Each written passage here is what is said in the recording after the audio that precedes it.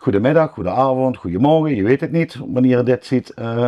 Verzet hij in het kader van Landgraafkracht streaming. Oftewel alle Landgraafse liedjes terug in de aandacht en dat dan neerzetten op Spotify, Apple Music. Je kent het zelf wel invullen.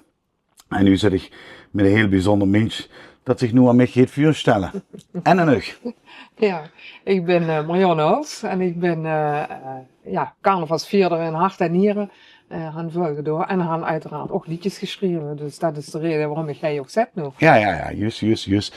Ik bedoel, wanneer bijvoorbeeld is de laatste keer dat ze, even aan het hele paar cd's liggen, wanneer is de laatste keer dat ze die cd heeft bijvoorbeeld in het Engels gehad? Dat is heel lang geleden, ja.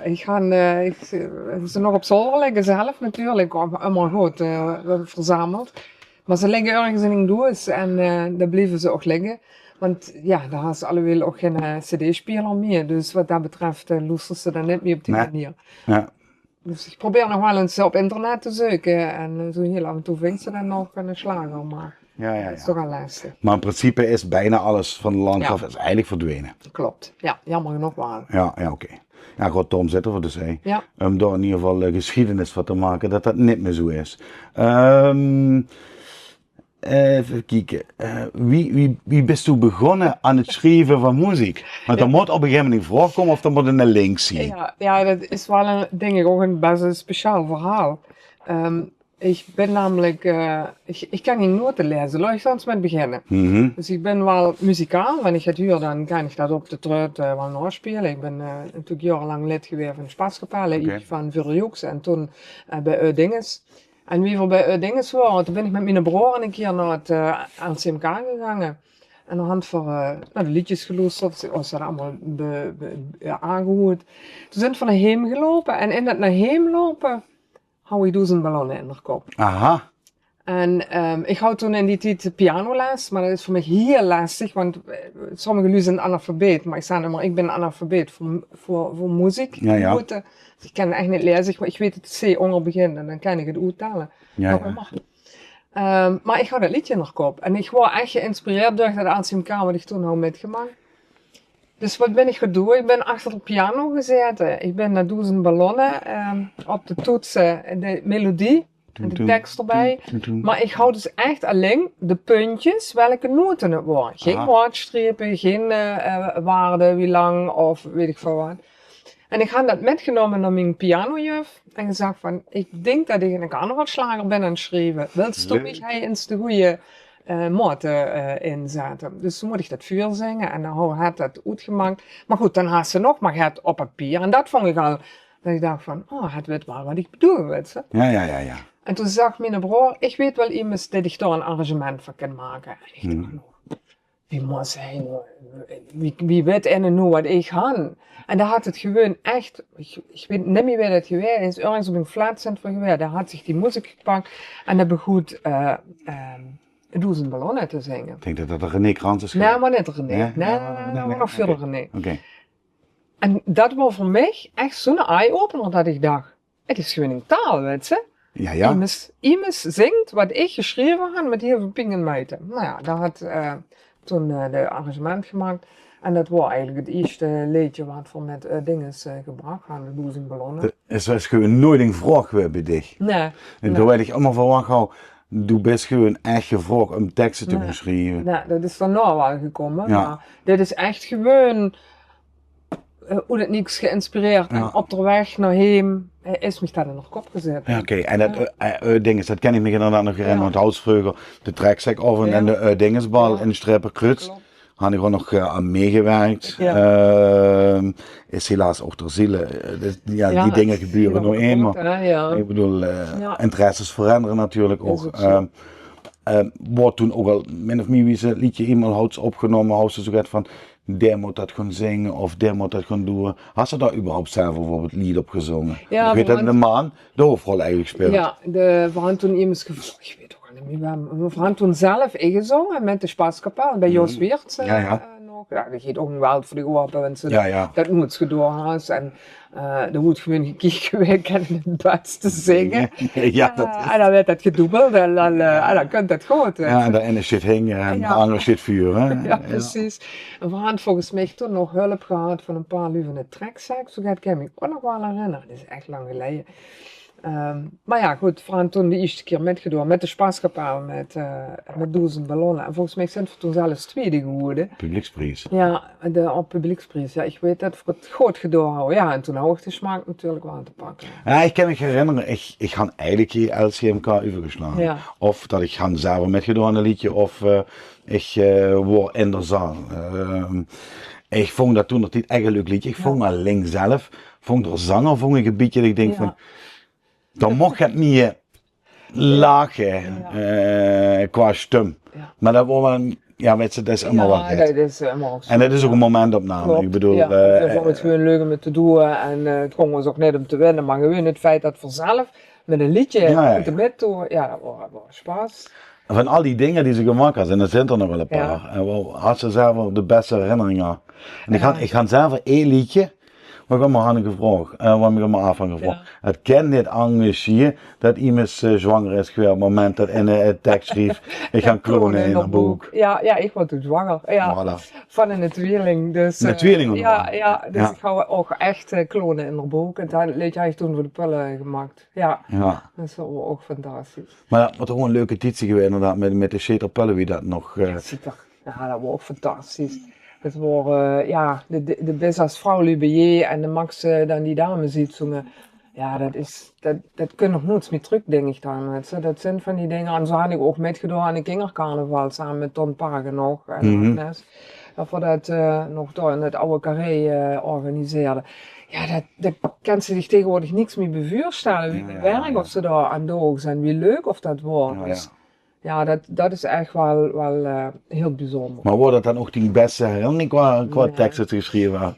Het slechtste liedje wat ik heb gemaakt. Ben ik benieuwd. Dat was de kat van de buurvrouw. Of ik zeg echt het slechtste liedje? Ja, ben ik ook zijn verlaatste geworden. Daar had ik toch gereden. Ik vond het vreselijk. En toen heb ik gezegd, nooit meer. Ik doe het niet meer. En René Krans had toen al gearrangeerd. En ik weet nog dat René, ik had toen trompetles van René. Dus ze kwam elke week bij mij heen. En daar hou ik ook zo gern van. Maar ik ben deel gewoon. Nee, ik stop ermee. En met die trompetles, hij kwam elke week. Toen waren we een keer in de winter. En toen waren we in de oprit en dan ben ik gevallen. En dan had ik zo ping gedaan. En hij zou het 's middags komen. Dus hou hem afgebeld. Staan René, het gaat niet lukken vandaag. Ik ben gevallen en ik zet er helemaal doorheen. En loop maar en spreek een week later af. Ja, prima. 20 minuten later staat René aan de deur met een grote bos bloemen en 2 gebakjes. En die zei, ja, dat gunt voor net wel. En dan gunt voor ook even koffie drinken. Dover sowieso helemaal veel koffie drinken. Dus toen hadden we uitgebreid koffie gedronken. Hij is voet gegaan. Ik ben aan de auto gestapt en boodschappen gaan doen. Ik stond op de parkeerplaats. Ik ben terug naar hem gegaan. En ik hou maar 1 ding in de kop. Lachen. Wanneer ik dich zie, dan moet ik lachen. En dat liedje is echt van René geschreven. Ja, had ik zelf al gezongen. Ja, en dan had hij het ook zelf gezongen. Ja, dus dat is sowieso mijn dierbaarste herinnering aan René. Ja. Grote vriend en inmiddels helaas overleden. Ja. Maar met René had ik heel veel liedjes samen gemaakt en had mij helemaal gesteund en geholpen. En ja, lachen is gewoon zijn liedje. En dat vind ik echt het schönste liedje. En ze dat op een gegeven moment aan zo'n project begint, weet je, eigenlijk kon ik al die liedjes wel een beetje uit de kop. En er zijn natuurlijk allemaal favorieten bij. En dan begin ik, dus ik denk, dat is toch Krans wat dat zingt? Of is het toch Krans wat dat zingt? En ja, op een gegeven moment wordt voor mij wel duidelijk dat dat René Krans moet zien, omdat ik ook op een gegeven moment de vocalen eruit gehaald hou. En dat ik hem los hoed. Ik denk, ja, dat is toch René inderdaad. Maar toen zei ze over die kat van de buurvrouw best een laatste geworden. Maar dat vind ik dus een van die leukste. Ja, qua tekst vind ik hem wel heel erg leuk zelf ook, maar het is gewoon geen slager. Het is niet echt, het pakt dich niet. Het is geen metzanger. Maar goed, het liefste, dat doen we in de tweede slager. En ja, dat gaat gewoon. En ik kan nog niet, du kannst niet tegen me zeggen, kannst me daar en daar een liedje van maken. Dat gaat niet. Ik ben eigenlijk iemand van, dat vult me gedaan. En dan blijf ik dan nog kop zetten en daar maak ik dan een liedje over. Ja, dat had ik ook. Ik ken dat, ik bedoel, ik had zelf dan inderdaad ook wel eens zo'n idee gehad tussendoor. Bijvoorbeeld piep in mijn oor had ik eens een keer voor flauwekul gemaakt. En dat was gewoon vanwege dat ik me stuurde aan dat kinderen in de zaal lopen ohne geheurbescherming. Ja. En ik trottel loop al bijna 30 jaar met oordopjes. Ja. En ik merk steeds meer dat ik in het kallen ben en denk, oh ja, die horen me al niet meer. Ja. Maar weet je, ik zou dat ook niet kennen. Zo van, dit is het thema en maak daar nog even een liedje om. Ja. Terwijl ik een paar uur ken, waar ik zeg, dat is het thema, maak me toch eens een liedje om, maar die kennen dat niet. Dan moet ik gewoon inderdaad binnenvallen. Schreef ze er nog allemaal of niet? Nee, eigenlijk niet. Ik ga dus een schrift waar heel veel ideetjes en een paar akkoorden en dat soort dingen op staan. En ik hou nog voor wie Matthijs Prins hoort. Toen wilde ik hem ook een liedje schrijven. Oké. En dat zou ik dan samen met René Krans doen. Ja, ook weer dat hij het arrangementen zou doen, maar dat wordt toen gewoon stoppen en worden met andere dingen bezig. En dat is voor mij eigenlijk ook het einde geweest. Want ik heb wel een liedje geschreven, maar dan moet ik op zoek naar iemand die het arrangeren. En was naar die opnames. En dat is eigenlijk toen het begin weer niks mee te doen. Maar dat lijkt nog een schrift met allemaal ideetjes en noten. Dus En zo heel af en toe dan. Is eigenlijk van wensen nog geen tekst haast of de zouden willen, maar ze vond zich gewoon bij mij om informeren. Natuurlijk geen wel een beetje. Ja, door Staatswesten was het vrij had ook een keer gevraagd en dan had ik inderdaad ook wel wat geschreven. Er zijn 2 liedjes gemaakt. Maar dat wordt niet vastgelegd, het moet zus of het moet zo. Het wordt gewoon van, zou het zo kunnen slaan. En geschreven, nou, ik wil het wel proberen. Ja, natuurlijk. Volgens mij had ze voor dun gemak gek. Gek, ja. En alles op de kop. Maar dat, alles op de kop. Dat is ook al een tijdje geleden. Dan moet je nog het zoeken. Ik denk, alles op de kop. Ja, volgens mij is zij opnieuw gearrangeerd door de Parkstadjodler. Of het wordt toch nog net de Parkstadjodler. Ja, dat is zo. Dat is wel lekker lang terug, ja. En dan hadden ze toen zeg maar een andere klankkleur gegeven en meer dat jodler zit daarin. Tiroler-achtig iets. Ja, precies. Dus lachen, dat best sowieso het lachen is mijn is die liedje. Is mijn liedje en dan kunt natuurlijk de Schellenboom. Ja, daar hadden we toen met gewonnen. En, maar daar hast ze nog inderdaad uitstapjes gedaan naar Peter Bartholomee. Peter Bartholomee? Ja, natuurlijk. Voor de opnames. Ja, voor de opnames. Ja. Daar had net René Krans met gedaan toen. Ja, dat doe ik gewoon nog met, hoor. Maar dan... De opnames waren inderdaad bij Peter. Oké, bij Peter. Ja, God, Jos Wiers is op een gegeven moment ermee gestopt. Ja, klopt. Ik kon het niet meer. Ja. Het is bijna letterlijk en figuurlijk zo. Ja, wat ik ook trouwens ook wel kan begrijpen, ik bedoel... de een stelletje amateurs, zie je elke keer over de vloer, hoor.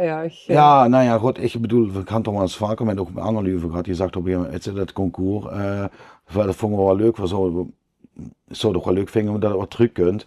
Maar ja, ik had ook gemerkt door de jaren dat het verzoen, vijandigheid, naar elkaar zorgde binnen landgraaf, dat niet echt bevorderlijk wordt met dat dieptepunt samen. Wat ik ooit heb metgemaakt, ik hoorde toevallig een paar weken geleden dan Nico Heuvelman zei, dat 1 keer in het jaar, dat was een liedje wat hij geschreven had. En dat ging uitgevoerd, die gingen toen op de bühne uitgeboet. Oh, wat erg. Toen ben ik echt de zaal uitgelopen en ik denk dat ken je gewoon niet. Nee, dat is gewoon, dat denk ik, kom op, ik bedoel, er probeert Luut erbij te betrekken. Ja. En ja, voor mij hoeft het dus ook nooit meer terug te komen. Ik bedoel, ik vind het leuk, weet je, maar het hoeft ook niet. Als zo'n goed liedje als in dit tijd, de max eventueel een leuk videoclipje, hoeft niet zoveel geld te kosten. Dan nemen ze het op. Natuurlijk, dat kost zich natuurlijk wel geld, dat zal het ding blijven. Maar qua promotie op Facebook had ze alles wat ze nodig had. Ja, dat is zo, ja. Yes. Ja. Maar boete muziek, ik geloof dat ze ook allemaal recht gedaan op toneel, toch? Ja, ik zit nog bij toneelgroep Amras. Oké. Ja, dus ik speel nog, ben in Holland elk jaar met in het stuk. We zijn nog wel met een nieuw stuk bezig. En ik speel natuurlijk nog bij Walmuziek bij de Fanfare Louisiana. Ja, ik zit daar nu samen met Harmonie van het Ikske. Dus ik ben wel nog muzikaal bezig en ook met dialect en cultuur, dat vind ik wel heel belangrijk. Ja. Dus wat dat betreft probeer ik wel actief te blijven. Ik vind dat leuk natuurlijk. Hij is ook veel te leuk. Ja. Ik bedoel, dat zorgt in ieder geval voor dat hij ook in de contraille moet leven. En het dialect. Ik vind het dialect zo belangrijk. En dat vind ik ook het leuke van Ambras, dat verspelen dus ook in het dialect. En dat vind ik ook het leuke aan de liedjes schrijven. Ja, het is gewoon die moederspraak hoor. Ik bedoel, het is toch... Dan is het niet schreeuwen, maar dan is het bij hij. ja, precies. En dan geeft ze ook inderdaad, kijk inderdaad met een toneelstuk bezig bent van... Hey, dat weet je, is misschien een beetje te Hollands, zo van Skieker vandaag en anders. Dat is niet weten wat veel vaak voor discussies gaan over. Gisteren over nog in het stuk moet ik op een gegeven moment kameen zagen. En dan kwam een discussie van kameen, zagen we hij kameen? Nou, we zagen hij schouw. Nee, maar schouw is net als kameen. Nee, ja, wat is het dan? Ja, een kameen is meer Duits, meer kerig Hand voor de landgras, nou, daar kan je voor rustig 20 minuten mee bezig. Midden in de repetitie, het is met E-woord. Ja. Maar dat maakt het nog net leuk. Ja, dat ze het levend helpt, dat ze probeert ook de oude, want eigenlijk is het, kameen is ook zo oud woord eigenlijk, dat ze probeert, dat levend te houden, dat blijft bestaan. Ja. Zeg, nou als je aan dat LCMK met gedaan. Van al die jaren, als je zelf nu echt een nummer zegt van dat vind ik even los van mij, is voor mij te knallen? Oh, dat is een goede vraag.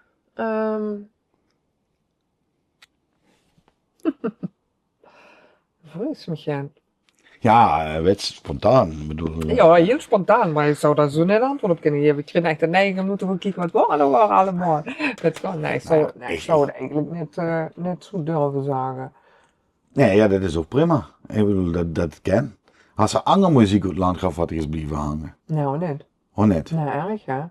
Nee, ik weet niet of dat zo erg is. Ik vind wat de Parkstad-Jodler allemaal brachten, dat was toen ook nieuw, hè. Kijk, verzoek allemaal een beetje in dezelfde trant en dans. En ze kwamen toen ineens met een heel ander genre. Dat vond ik in het begin wel heel erg leuk. En op een gegeven moment is dat natuurlijk ook wel gewend en hetzelfde. Maar ik weet dat ik dat wel heel erg leuk vond in het begin. Ja, en Jan Wijers en Frans Briemer hadden natuurlijk ook fantastische nummers gemaakt. Die houden het echt in zich om goede slagers te maken. Dus wat dat betreft, was dat wel schön. En mensen nu van die eigen liedjes zoals kiezen, hè? Want dat is misschien nog op de achtergrond. Maar goed, een later moment. Welk liedje zou ze nu zelf kiezen om nog eens een keer opnieuw te doen? Ja, dat is moeilijk. Dan is het of lachen of toch Schellenboom. Lachen is het emotionele waarde voor mij heel erg. En nog Schellenboom is gewoon zo'n leuk, vrolijk liedje. En dan hand voor echt ook choreografie, een beetje simpel, met de spaskapel. Ik ken me dat nog herinneren. En dat hand voor ook, en zeker met Maurice Mokkie, DJ. Ja. En zat dat dan in de Strepperkruts helemaal apart voor ons op. En dan moeten we plaats maken en dan gingen we voor dat dansje dan doen. En op een gegeven moment gingen de lui dat met doen. En ik voelde me dan helemaal zo speciaal, weet je, meer liedje en 4 dagen dan gewoon in de zaal, waar we dat dan dansen en nu gingen met toe. Ja, dan voelt ze dich echt de koning te riek. Ik denk, is mijn liedje niet gemaakt, weet je. Zo chic. Ja, ik weet dat heel goed. Ik bedoel, ik ga zelf met je door met toen nog niet, daar zit heel net op, met een Dreimaal gemütlich in Carré. En ik hou dan de grote eer om er Ierse solo te mogen zingen. En als ze dat wens, bij zo'n Ierse concours, dat is gewoon, dat ze denkt bij zichzelf, wow, is dat nu echt geweest? Nog net, terwijl eigenlijk, als ze nu ook erop terugkriegt, weet ze, het wordt ook een beetje in een start dat, om te proberen landgraf meer te verenigen. En zo voelt het voor mij nog immer wel enigszins. Ik merk wel nog steeds dat een heleboel nu heel erg kerngericht denken. Ik ook, maar er is ook niks mis met, maar dan moet ze op een gegeven moment redelijk zien zeggen van, ja, soms had ze het feestje door, soms was het feestje door en soms was het feestje door. En ik bedoel, en nu tegen mij zeggen, ja, dat is van nee, we gaan even nee, vind ik van landgraaf. Ik bedoel, soms vind ik het bitter Edie Derks leuk en soms vind ik een Strepperkruts leuk. Ja, ik ga dat toch wat minder. Ik ben echt nog zo'n cheatermeertje wat nog... ik sta nog helemaal en nu zeggen we van Schaasberg. Ja, het is een van de 3 in Landgraaf. Dus het bliet toch een beetje... Nee, maar weet je, de hoesting niet, de charme, dat is wat het is, man. De snaps hadden op een gegeven moment mensen inderdaad verroerd wil komen met elkaar. Uiteraard. dat ze soms moet Ze zijn wel samenwerken. eland, Vandaar ja. ook inderdaad dat van Farawars, die twee nu die met elkaar zijn. Ja, fanfare en harmonie. Ja, juist. Ja. En dat is ook uniek, want dat gebeurt ook bijna niet, hè, fanfare en harmonie samen. Nee, maar ik bedoel, laten we iets zien, dus, Barbara uit de startsoort gekomen. Ja. Ja, zo zie ik het. Ja, ja, Mensen. Ik bedoel, ja. misschien lopen die ideeën bij u ook al een tijdje. Ja, ja. Maar ja, soms is het ook gewoon beter om dat te doen dan dat Te ze stoppen. Ja. wederom een stoppunt had. Klopt, ja. En dat Dus. is natuurlijk ook jammer dat ook het verenigingsleven het gewoon heel moeilijk had. Hè. Ja, Dus, nee, ja. Ik vond het sowieso een heel erg leuk gesprek. En zeker inderdaad vanwege het feit dat ze ja, ik hou echt immer, ik loop het allemaal met in de kop van, dat kennen dan is dat het gewoon is gevraagd voor muziek te gaan absoluut maken. niet. Nee. Maar dit is gewoon echt die keer dat ze naar hem lopen, zijn huis. Ja, En die doezelballonnen laten op de kop.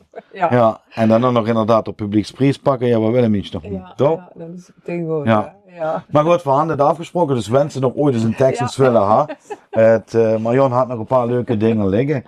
En volgens mij wensen nog op dit begin Christen dan nog voor LVKV. Dat is nog een maand. Ja.